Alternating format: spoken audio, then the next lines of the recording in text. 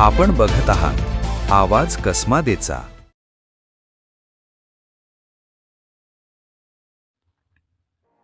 धुळे शहरातील पारोळा रोडवरील नक्षत्र लॉन्सजवळ शनिवारी झालेल्या भीषण अपघातात वरखेडी गावातील तिघांचा जागीच मृत्यू झाल्यानं परिसरात मोठी खळबळ उडाली आहे। भरधाव वेगानं धावणाऱ्या लक्झरी बसनं दुचाकीला जोरदार धडक दिल्यानं हा गंभीर अपघात घडला।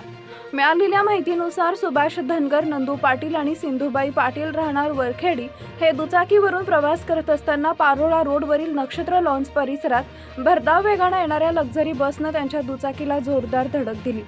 धडक इतकी भीषण होती की तिघांनाही गंभीर दुखापत झाली आणि त्यांचा घटनास्थळीच मृत्यू झाला। अपघातानंतर परिसरात एकच गोंधळ उडाला। नागरिकांनी तात्काळ पोलिसांना माहिती दिली। घटनेची माहिती मिळताच पोलिसांनी घटनास्थळी धाव घेत परिस्थिती नियंत्रणात आणली आणि पंचनामा सुरू केला।